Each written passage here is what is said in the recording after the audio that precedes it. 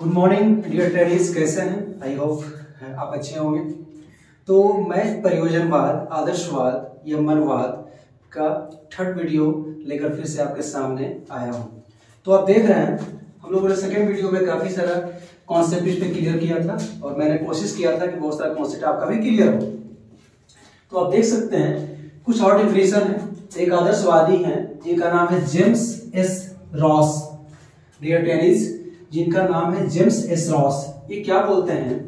आदर्शवाद के अनेक रूप हैं, आदर्शवाद के अनेक रूप हैं, किंतु सबका सार यह है कि मन या आत्मा ही इस जगत का पदार्थ है और मानसिक स्वरूप वास्तविक सत्य है।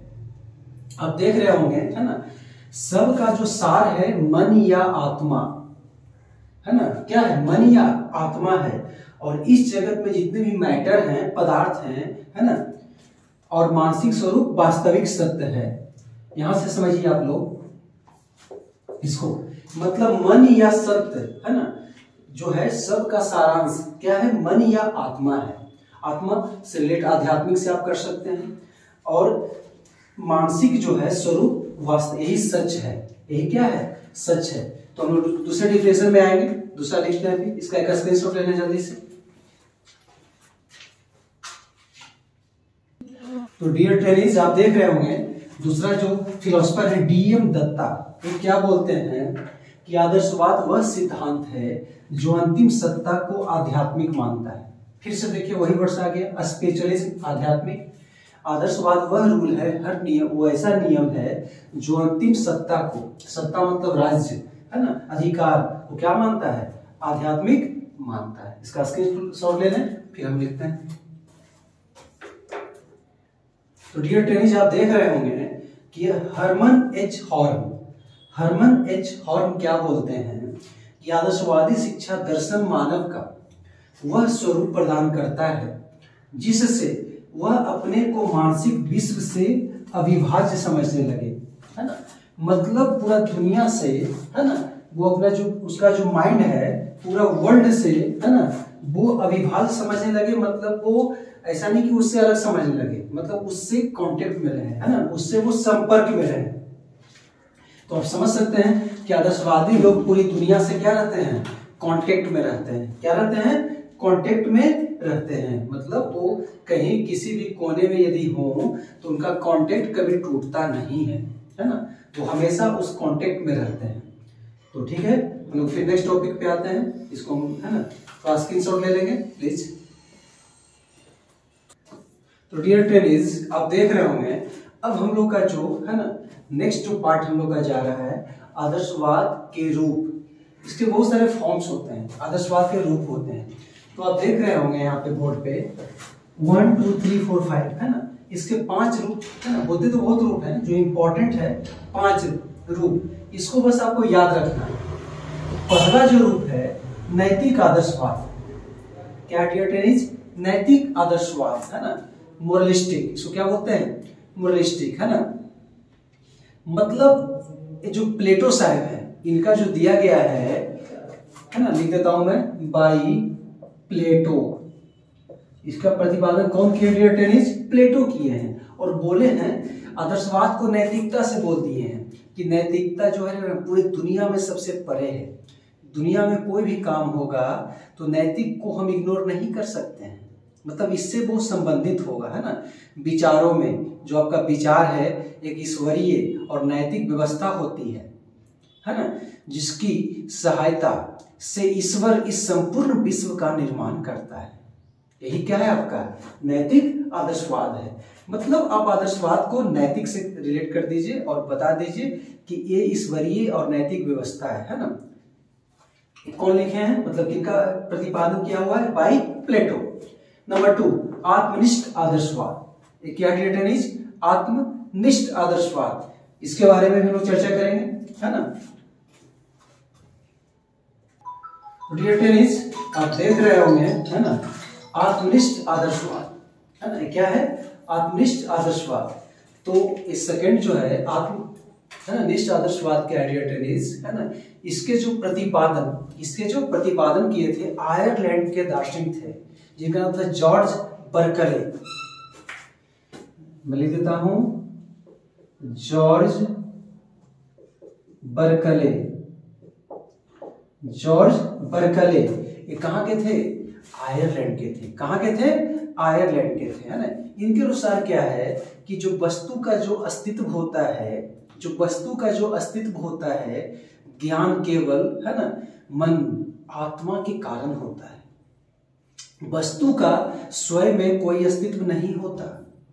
वस्तु का, ध्यान दीजिएगा, वस्तु का स्वयं में कोई अस्तित्व नहीं होता।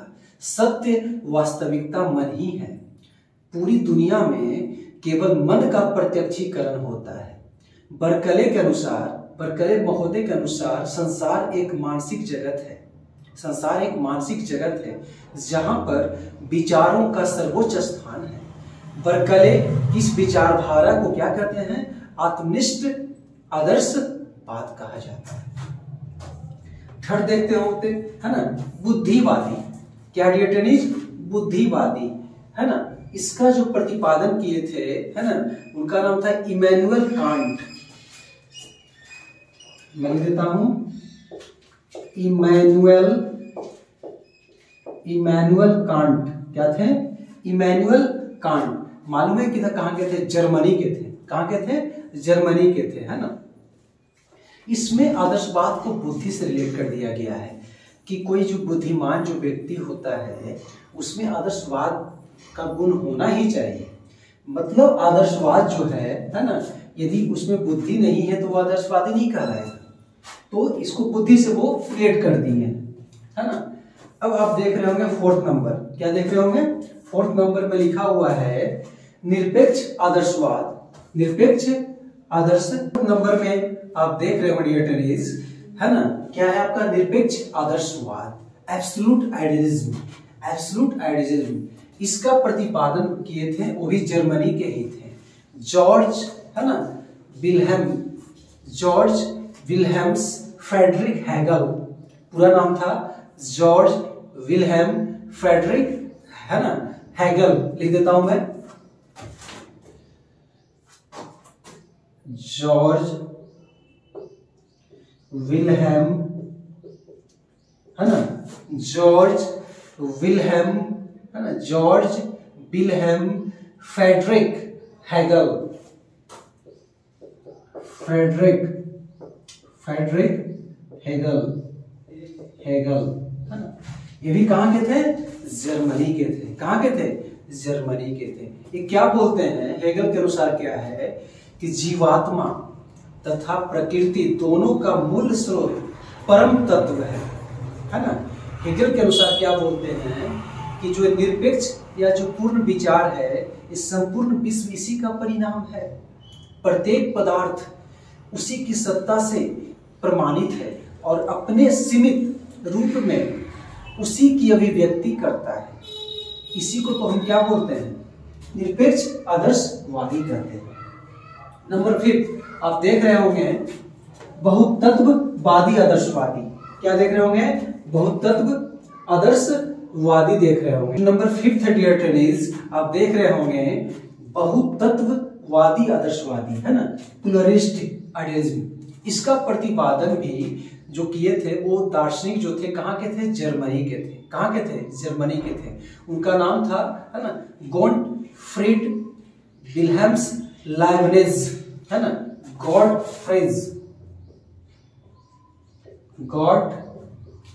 क्या था डियर टेनिस, है ना, गॉटफ्रीड विल्हेम्स, गॉटफ्रीड, है ना, विल्हेम लाइबनिज।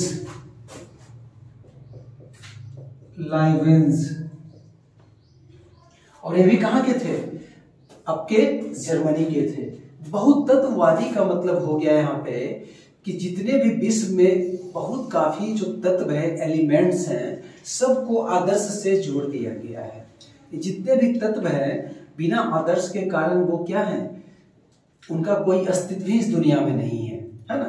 आप जितने भी एलिमेंट्स देखते हैं, हाइड्रोजन हो, है ना, कुछ भी हो, जो भी तत्व हो, पहले जमाने में बोला जाता था कि जो हमारा जो शरीर है 5 तत्व से बना है, क्षिति जल पावक गगन संगीत, है ना। लेकिन अब वो तत्व है, रियल में तो वो तत्व है ना, एलिमेंट्स है। तो उसको बहुतत्ववादी आदर्शवादी के रूप में आप उसको परिभाषित कर सकते हैं। तो आदर्शवाद के रूप है ना, इतना आप याद रखिएगा। फर्स्ट वन इज नैतिक आदर्शवाद, आत्मनिष्ठ, बुद्धिवादी, निरपेक्ष और बहुतत्ववादी। ओके, इसका आप स्क्रीनशॉट ले लें जल्दी से। डियर ट्रेनिंग्स, आप देख रहे होंगे जो हम लोग का आदर्शवाद के मूल सिद्धांत है ना, आदर्शवाद के मूल सिद्धांत हम लोग का जो टॉपिक है उस पर हम लोग चर्चा करने जा रहे हैं, डिस्कस करेंगे। तो इस ब्रह्मांड की रचना ईश्वर ने की है ना। सब लोग जानते हैं गॉड इज ऑलमाइटी, गॉड सर्वशक्तिमान है ना। कल भी मैंने चर्चा किया था ब्रह्मा इज क्रिएचर है ना। There are 3 directors in according to Hindu mythology. और जो ब्रह्मा थे आपके है ना, ब्रह्मा को हम लोग क्या बोलते हैं, वो सृष्टि की रचना की है। तो देखिए ये चीज सत्य यहाँ पे लिखा हुआ है आदर्शवादी के अनुसार, इस ब्रह्मांड की रचना ईश्वर ने की है। सेकंड, आध्यात्मिक जगत ही सत्य है और भौतिक जगत असत्य व नाशवत है। देखिए फिर से क्या बोल दिया है कि जो आध्यात्मिक जगत है ना, इसी को सत्य माना है, और जो भौतिक जगत है ना, इसको गलत कर दिया है वो। अब देख रहे होंगे ये जो आध्यात्मिक जो शब्द है, वर्ड है ना, या तीसरा वीडियो है, अभी 2 वीडियो और आएगा इसका। तो आध्यात्मिक आप देख रहे होंगे, जब भी मैं यदि 2 लाइन में लिखता हूँ, 10 लाइन में लिखता हूँ, तो उस 10 पंक्तियों में हर पंक्ति में लगभग आध्यात्मिक शब्द आता है। तो मैंने फर्स्ट क्लास में आपको बोला था कि आध्यात्मिक जो शब्द है ना, प्रिय प्रशिक्षु है ना, इसके बिना आप आदर्शवाद को नहीं सीख सकते, आपका कॉन्सेप्ट ही क्लियर नहीं होगा। तो जब मैंने आध्यात्मिक के बारे में पहले ही आपकी चर्चा कर दी है, आपके दिमाग में है ना, इस शब्द को बिल्कुल इनबिल्ट कर दिया है ना, परिविष्ट कर दिया है, तो आप समझ सकते होंगे। भौतिक जगत के बारे में भी समझाया था है ना, वो वस्तु से संबंधित है, भौतिकवाद जो होता है, मटेरियलिज्म। आध्यात्मिक जगत भौतिक जगत की अपेक्षा, देखिए वही चीज है ना, इसको सर्वश्रेष्ठ मान लिया है, इसको है ना, इसको हम ऐसे करेंगे, सिंगल टिक मार दी। मानव इस ब्रह्मांड की सर्वश्रेष्ठ रचना है और मानव अन्य पशुओं की तुलना में श्रेष्ठ है। सही बात है। हम मानव जो है, हम लोग को पशु से ऊपर रखा गया है, क्योंकि हम लोग के पास बुद्धि होती है, समझने की क्षमता होती है ना, लोग समझते हैं, हर चीज को समझते हैं, एक दूसरे से बात भी कर लेते हैं। हम लोग के सामने कोई पशु भी आ जाएगा, उसकी चीजों को समझते हैं। और यदि नहीं समझते हैं तो वो इंसान क्या कहलाता है पता है, असभ्य कहलाता है, जंगली कहलाता है, बारबेरिज कहलाता है ना, अनसिविलाइज्ड कहलाता है। कहा जाता है ना कि यदि आप है ना सभ्य हैं, तो आपका एक चेहरा ही सब कुछ बता देता है कि आप सभ्य हो, है ना, आपका चाल ढाल सब कुछ वो बता देगा, है ना। मानव जीवन की अंतिम उद्देश्य आत्मानुभूति या ईश्वर की प्राप्ति है। देखिए एक अच्छा वर्ड है आपका, आत्मानुभूति। आत्मानुभूति मतलब आप आत्मा से पूरा तृप्त हैं, खुश हैं, मग्न हैं, अभिभूत हैं, है ना, ओवरवेल्म्ड हैं। क्या है? ओवरवेल्म्ड है, मतलब अपने आप में पूरा खुश है ना, कि ईश्वर को मैंने पा लिया। अगला है ईश्वर की प्राप्ति, है ना, ईश्वर को पा लिया। तो आपको यदि सब कुछ मिल जाए, सेटिस्फाइड हो जाओ, है ना, तो आपको और क्या चाहिए? कुछ नहीं चाहिए। आत्मा एक आध्यात्मिक तत्व है, वह परमात्मा सर्वश्रेष्ठ आत्मा है ना। आत्मा से फिर देखिए, आत्मा और आध्यात्मिक को इसको है ना रिलेट कर दिया है। परमात्मा सर्वश्रेष्ठ आत्मा है। अनेकता में एकता, अनेकता में एकता, है ना। बहुत सारे लोग एक साथ रहते हैं तो यूनाइट हो जाते हैं, है ना। जैसे भारत को बोला जाता है विभिन्नताओं का देश, हम लोग यूनाइट है ना। यहाँ पे हिंदू, मुस्लिम, सिख, ईसाई सब लोग रहते हैं, पारसी सब लोग रहते हैं, लेकिन हम लोग एक है ना। इसको भी आदर्शवाद बोला है कि चलो भाई अनेकता में हम लोग एक हैं। वस्तु की अपेक्षा विचार सर्वश्रेष्ठ। यहाँ पे देखिए, वस्तु को हम सिंगल करेंगे और विचार को क्या कर देंगे? डबल टिक मार देंगे। मतलब फिर से विचार को सर्वश्रेष्ठ कर दिया है और वस्तु को नीचे किया है। ये सब पॉइंट पे आपको समझ में आ रहा होगा, है ना। तो ठीक है, आप स्क्रीनशॉट ले लें, उसके बाद मैं फिर आता हूं। तो डियर टेनिस, है ना, हम लोगों ने यहाँ पे 8 है ना बिंदुओं की चर्चा की थी। एक 9वां एक और है जो इंपॉर्टेंट है, आध्यात्मिक मूल शाश्वत और सर्वव्यापी है। आध्यात्मिक मूल शाश्वत और क्या है डियर टेनिस, है ना, सर्वव्यापी है। अब आध्यात्मिक मूल्य का मतलब क्या होता है? आध्यात्मिक मूल्य सत्यम शिवम सुंदरम। सत्यम शिवम सुंदरम, आध्यात्मिक मूल का मतलब क्या होता है डियर टेनिस, है ना। सत्यम शिवम सुंदरम, और सत्यम शिवम सुंदरम है किनके अनुसार पता है दिया गया है? जेम्स एस रॉस, याद रखिएगा, मैं यहां लिख देता हूं जेम्स एस रॉस, पूरा नाम इनका है ना।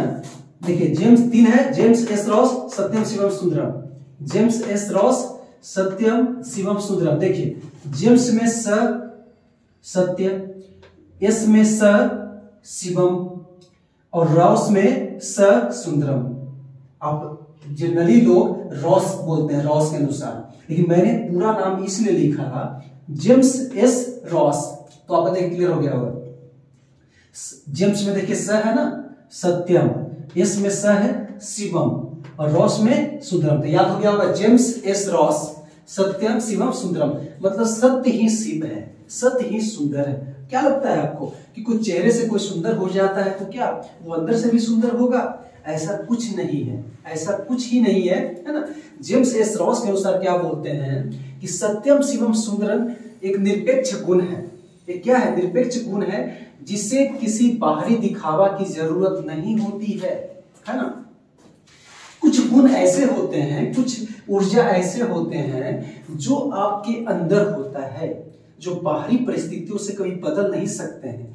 बाहरी कोई भी है ना ताकत, कोई भी ताकत आपको इसको निकलने से रोक नहीं सकती है। तो ऐसा नहीं, इसको मतलब हो रहा है कि सत्यम शिवम सुंदरम का मतलब कि सत्य ही शिव है, हमेशा सत्य पे रहें, अडिग रहें, और जो आपके अंदर जो है उसको आप निकालें, लेकिन समय पे, हमेशा नहीं।